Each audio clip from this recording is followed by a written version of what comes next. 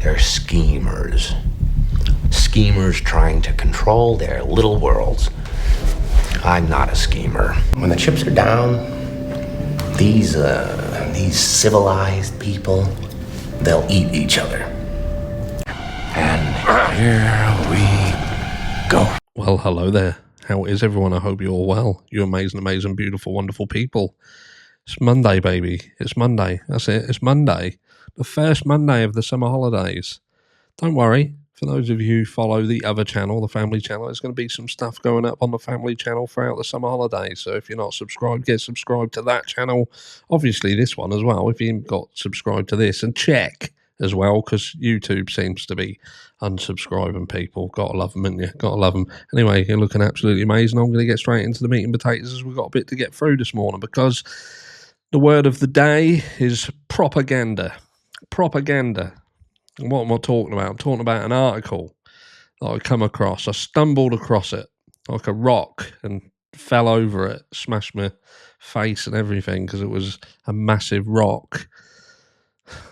This takes the piss, this does. The Idaho 4 case takes the piss. If people really genuinely think that there's nothing really shady going on in the Idaho 4 case, and you're either real, I don't know. I don't know. I genuinely don't know, because it's an odd one. It's an odd case. And later on, I'm going to show you just how fucking odd that some of the cases in the US genuinely are. It's dark outside as well. Can you see? Look, it's dark outside. That's how late it is. It's like midnight. I was supposed to be going live. Then I was knackered. So I moved it to tomorrow, and now I'm up at midnight doing videos. Lovely. But anyway, let's get straight into the meat and potatoes. This is a joke, this is edition CNN, right? So who's paying for this crap? Who's paying for this crap, right? The Long Road Idaho prosecutors sought to spare the families of Bryan Kohberger's victims by avoiding a death penalty trial. So now what they're trying to do to you is sell that this entire situation ain't dodgy. There's nothing weird about it. Even though Bill Thompson stands there like a little evil dwarf, little evil elf, like a Christmas elf, like a really angry little Santa man, and basically says, well, we don't really have anything to tie Bryan Kohberger to the house or the victims. We don't really have any evidence at all.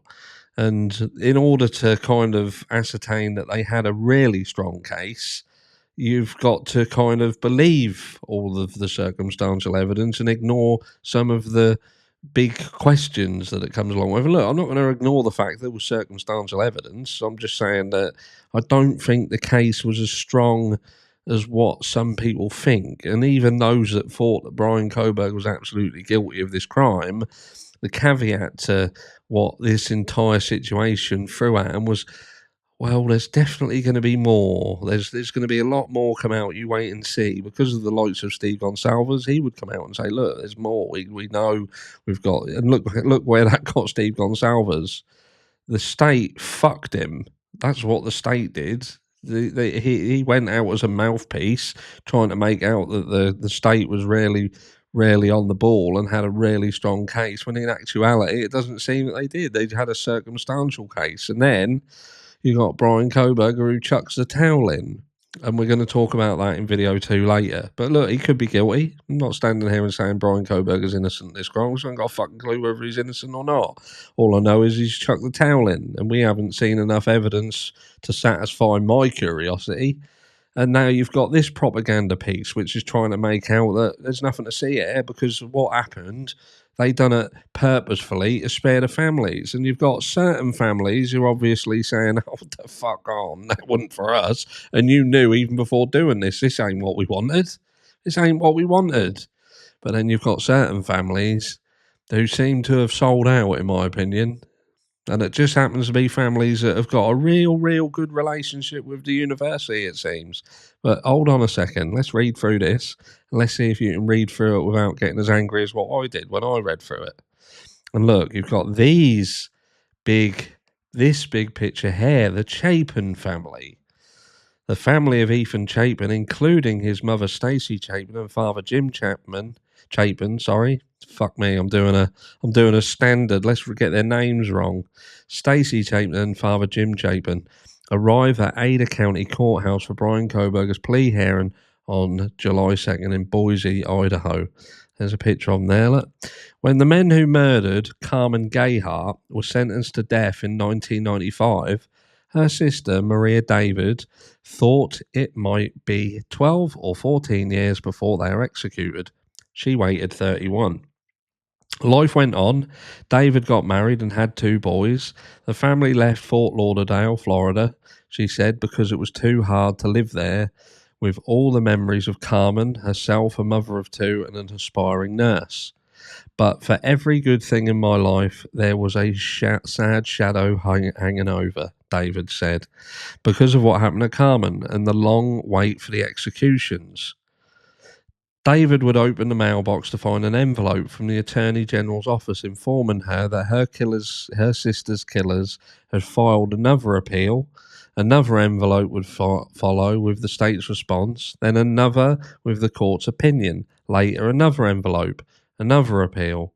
For 3 decades, she worked to see the executions carried out, calling state officials and a victim's advocate, writing letters and attending hearings for the inmates' appeals so they would know Carmen's family had not forgotten. I devoted a lot of time to that.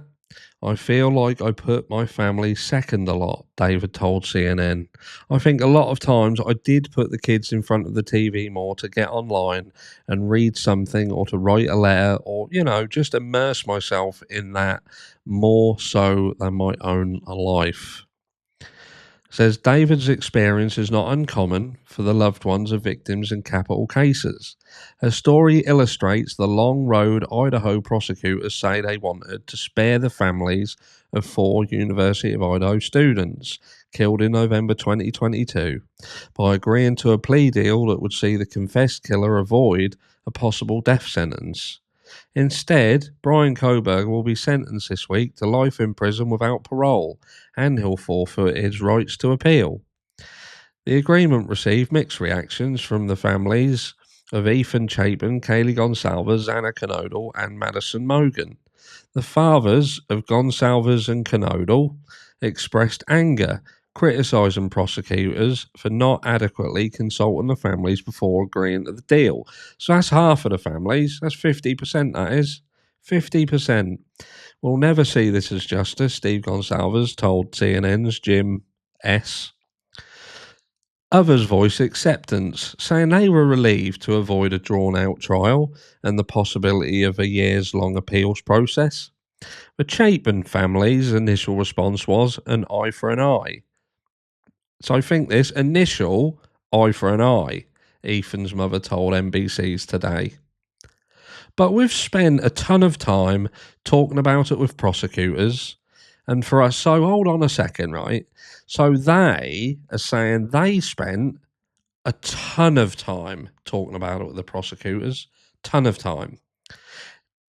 Now, Steve Gonsalves is like, well, no, it was like a passing glanced comment. We're gonna do it. What would you think if we, done a plea deal? Fuck no, says Steve Gonsalves, and this was as much as that conversation had.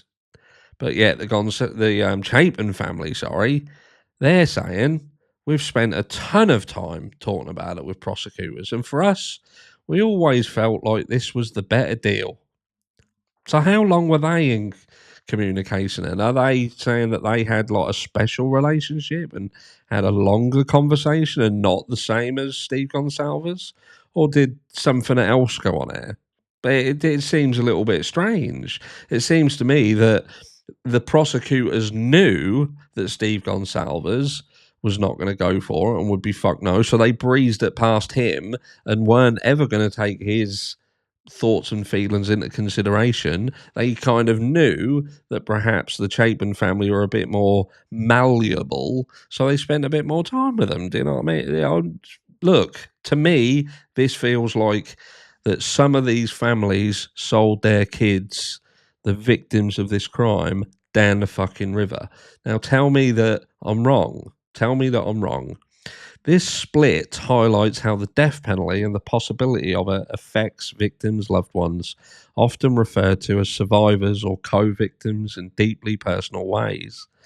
They are not a monolithic group. Resolution can mean something different to each person, which I agree with. The issue that I have is, again, the aforementioned reasons. Steve Gonsalves claims that they didn't hardly speak to him about it. It was a passing comment.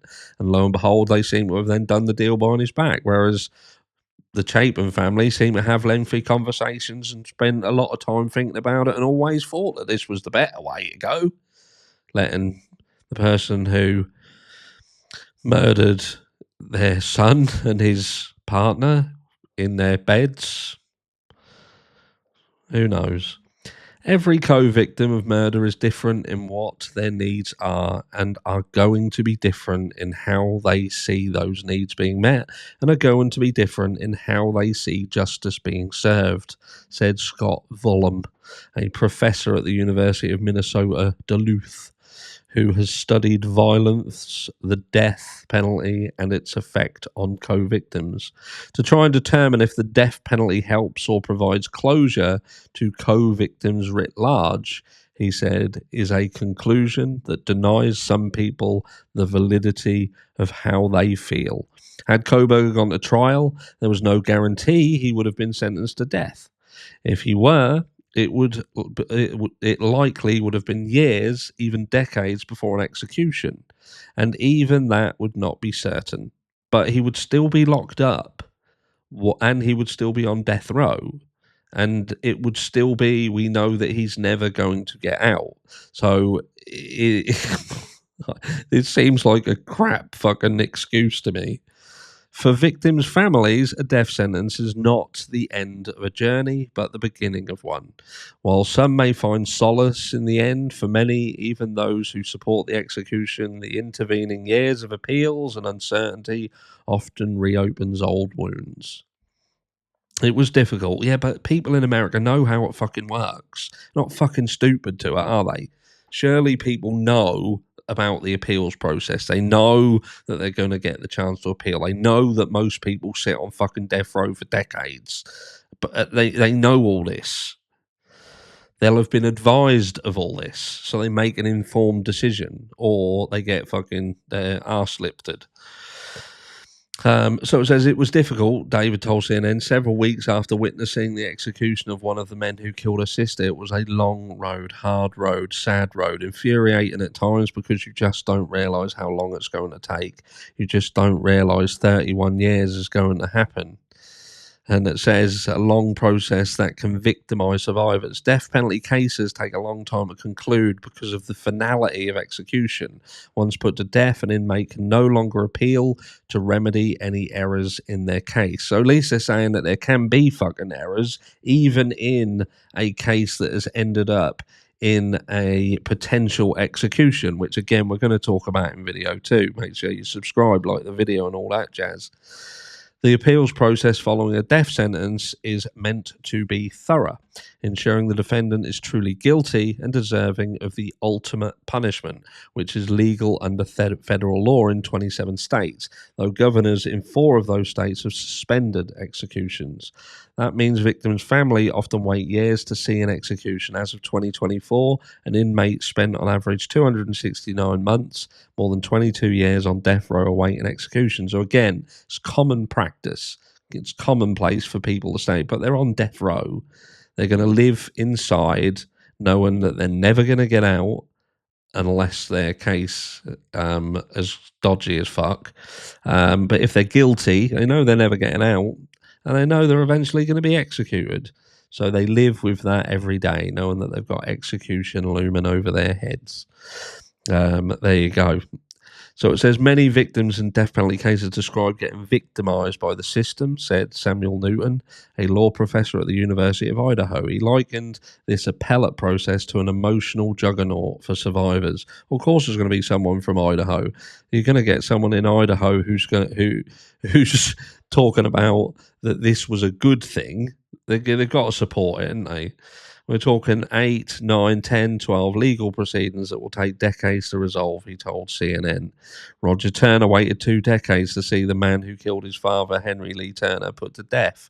Even 10 years would have been too long, he said. That's additional suffering that does not need to happen. But again, it's like people they think that they're going to go, yep, you're guilty, we sentence you to death, take him down, shoot him in the fucking hallway. Even I know that doesn't happen, and I don't even fucking live in the US.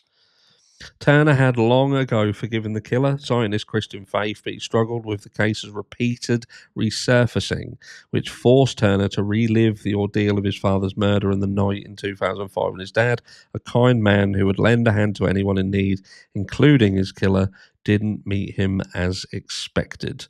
I'd kind of forget about him for a little while, Turner said of the killer, and then boom, it would come up in the news. It was always there. I know what I can go on with my life, he told CNN after witnessing the execution in June, but that still doesn't change the fact that I had to carry the burden for 20 years in my mind and on my shoulders. And it says executions are not guaranteed. An execution or even a death sentence is not a foregone conclusion, even in high-profile, notorious cases like the one in Idaho. Anthony Montalto would have willingly waited and endured many appeals to see the man who murdered his daughter in the 2018 Parkland shooting executed, he said. Though the shooter pleaded guilty to murdering Gina, whom her father fondly remembers for her smile, her passionate personality, and her desire to help others, and 16 other students and staff, the jury did not unanimously recommend the death penalty, resulting in a sentence of life without parole. Given the trade-off, I would have accepted that, Montalto told CNN of the lengthy appeals process. When you lose a child, you think about her every day. There's no day that will ever be truly happy again after you have your daughter murdered. Even when imposed, the death sentence may not be carried out. Convictions or death sentences can be overturned during appeals, and some defendants may be spared from execution. A governor, for instance, might grant clemency, pause execution in their state, or clear death row altogether. But they're still inside. They're still on death row. I don't understand what they're trying to do here. Again, this just feels like a complete propaganda situation here.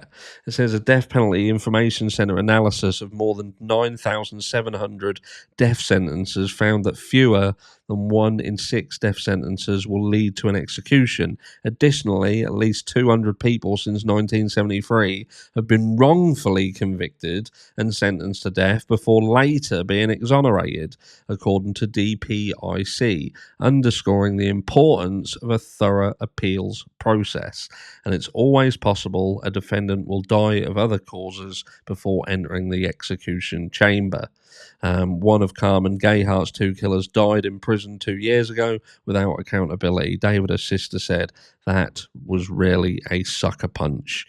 And look, the point of this lot, and what I'm trying to get at here, is this is no more than a propaganda piece. What happened in Idaho ain't fucking straight. It ain't. There's something not 100% above board there. That's my opinion. It's not fact, it's opinion, but something feels off to me. Feels off. And now what they're now doing is trying to tie up loose ends by trying to make it look like Idaho and what happened. This was all a carefully thought out and planned situation where they decided to go down the route of offering this plea deal or accepting this plea deal to spare the families, when 50% of the fucking families didn't want this. It didn't want it. And one of the families, who seems to be, they're so far up the university's arse, I don't know where they start and the university ends. And it feels again like, it just feels like that some of these have sold out. Have sold out. This ain't justice. This isn't justice. This case should have gone to trial. And whatever happened should have happened. Let the chips fall where they may. Bryan Kohberger was guilty of this crime 100%, and the prosecution had a strong case, then put him in front of a jury and let a jury decide. That didn't happen. Yet, up to the point where they took that deal, they seemed to be hell-bent on executing the guy, turning down multiple chances to not execute him. And all of a sudden, like, here we are. Let me know down below what you think happened. Love you all.